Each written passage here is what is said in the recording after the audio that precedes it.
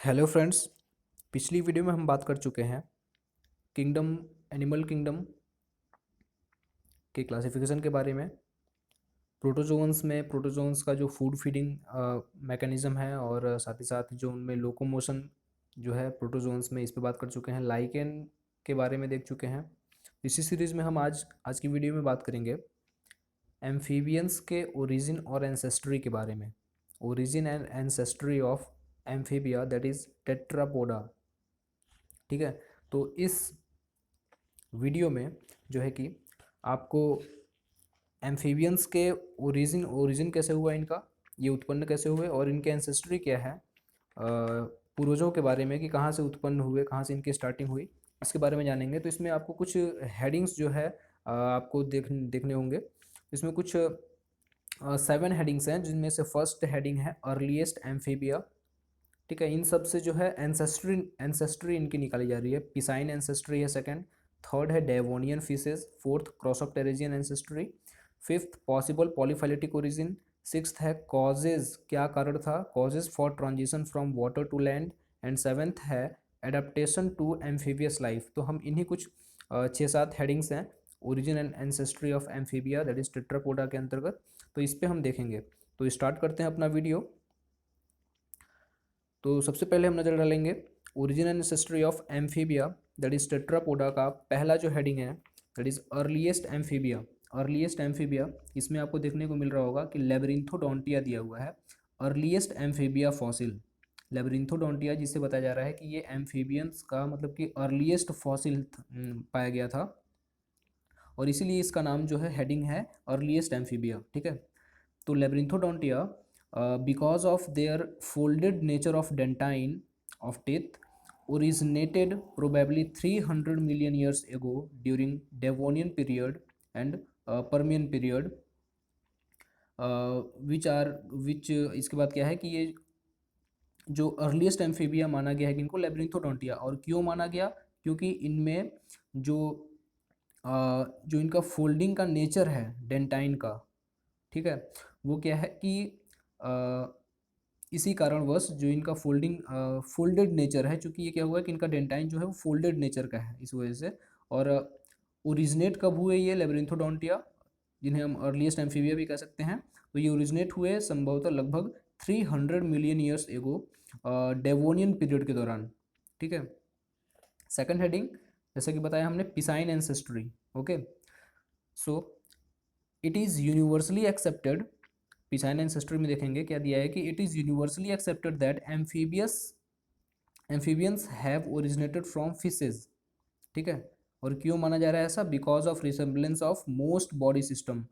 पहले ही माना जा चुका है यूनिवर्सली कि एम्फीबियंस जो हैं वो फिश से, मछलियों से ओरिजिनेट हुए हैं, क्योंकि बहुत सारे बॉडी के सिस्टम्स जो हैं, अधिक ये कह सकते हैं कि अधिकांश जो बॉडी के सिस्टम है, शरीर के जो सिस्टम है, वो समान है फिशेज और एम्फीबियंस में। इसलिए यूनिवर्सली एक्सेप्ट भी कर लिया गया कि एम्फीबियंस जो है ये फिशेज से ओरिजिनेट हुए हैं।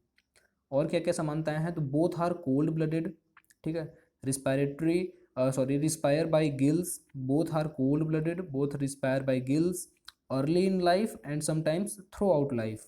ठीक है, दोनों के दोनों क्या करते हैं, गिल के द्वारा रिस्पायर करते हैं, श्वसन करते हैं। कभी कभार क्या होता है कि ये अर्ली लाइफ में ये प्रोसेस होता है गिल के थ्रू, या एम्फीबियंस में भी कभी कभार थ्रू आउट लाइफ जो है गिल के द्वारा ही रिस्पिरेशन किया जाता है। यहाँ पिसाइन की बात हो रही है।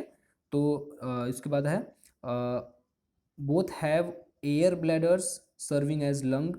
दोनों के पास क्या होता है, एयर ब्लैडर होता है जो एज लंग वर्क करता है, सर्व करता है। ठीक है, और both have a canal system, दोनों के पास क्या होता है, कैनाल सिस्टम भी होता है। ये फिशेस और एम्फीबियंस में क्या किया जा रहा है, तो कंपैरिजन एक तरीके से कह सकते हैं कि किया जा रहा है कि क्यों जो है एम्फीबियंस को माना जाता है, यूनिवर्सली एक्सेप्ट किया गया है कि ये फिशेस से ओरिजिनेट हुए हैं। तो ये समानताएं हैं, बोथ कोल्ड ब्लडेड है, respire by gills early in life, sometime throughout life, have air bladders serving as lung, have a canal system. Okay, आगे दिया हुआ है कि both usually lay eggs in water to prevent desiccation in air where larval development usually continues। क्या बताया जा रहा है कि दोनों, चाहे वो फिशेज हों चाहे एम्फीबियंस हैं, ठीक है। ये दोनों अपने अंडे कहाँ देते हैं, तो पानी के अंदर देते हैं, ताकि अंडे जो हैं वो हवा के कांटेक्ट में आने से, चूंकि लैंड पे अगर ये क्या कर देंगे, अपने अंडे को देंगे तो वहाँ सूख सकते हैं, ठीक है, शुष्कन आ सकती है उनके अंडों में हवा के थ्रू। तो इससे बचाव के लिए, चाहे वो एम्फीबियंस हों, फिशेज हों, अपने अंडे को वाटर के अंदर जो है ले करती हैं, और साथ ही साथ जो इनका लार्वल डेवलपमेंट भी होता है वो भी पानी के अंदर ही कंटिन्यू रहता है, कंटिन्यू करता है, ठीक है। थर्ड हेडिंग है डेवोनियन फिशेज। डेवोनियन फिशेज, इनसे इनकी समानता दिखाई जा रही है एम्फीबियंस की। तो थ्री दिया गया है कि three major group of advanced bony fishes were contemporaries of labyrinthodontia during Devonian period. कौन कौन से ये मेजर ग्रुप्स हैं, तो एक्टिनोप्टर्गी, डिप्नोई एंड क्रॉसऑप्टर्गी। क्या दिया जा रहा है कि तीन मेजर ग्रुप हैं, बड़े ग्रुप हैं, कौन कौन से, किसके, तो एडवांस्ड बोनी फिशेज के, जो क्या करते हैं, संबंध रखते हैं, मतलब कि एक समान, क्या दिया जा रहा है यहाँ पे, बताया जा रहा है कि belong to the same time. Contemporaries का मतलब है बिलोंग टू सेम टाइम, एक समान समय से दोनों संबंधित हैं। लेबरिंथोडोंटिया जो कि क्या है, तो अर्लीस्ट एम्फीबिया इसे बोला गया है, और एडवांस्ड बोनी फिशेज, इन दोनों, ये दोनों क्या हैं, एक ही समय से संबंध रखते हैं डेवोनियन पीरियड से। तो फिशेज के कुछ ग्रुप दिए हुए हैं, एक्टिनोप्टरगाई, डिप्नोई एंड क्रॉसऑप्टरगाई, ठीक है। तो इनमें से of these it is now believed that, अब यह माना जाता है, from primitive crossopterygian fishes, primitive crossopterygian fishes से ही the earliest amphibians that is labyrinthodonts arose. क्या माना जा रहा है, अब यह माना जाने लगा है कि प्रिमिटिव क्रॉसऑप्टेरिजियन से ही, ठीक है, अर्लीस्ट एम्फीबिया जो कि लेबरिंथोडॉन्ट जिन्हें कहा जाता है, ये उत्पन्न हुए हैं। बिकॉज एक्टिनोप्टरगाई क्या है, तो ये जो ग्रुप, पहला ग्रुप दिया गया है एक्टिनोप्टरगाई, एक्टिनोप्टरगाई बहुत ज़्यादा स्पेशलाइज्ड है and far of tetrapod evolution, और ये बहुत दूर, मतलब कि ज़्यादा स्पेशलाइज्ड होने की वजह से इसमें वो समानताएं नहीं मिल पाई, मतलब कि सिमिलरिटीज़ तो हैं बट बहुत ज़्यादा स्पेशलाइज्ड है, और टेट्रापोड के इवोल्यूशन से बहुत दूर ही है इसमें, ठीक है, बीच में गैप पड़ जा रहा है। वहीं सिमिलरली डिप्नोई ग्रुप की बात की जा रही है, तो Dipnoi too specialised but have several feature close resemble as anatomy and embryology to amphibia but have different skeleton of their fins।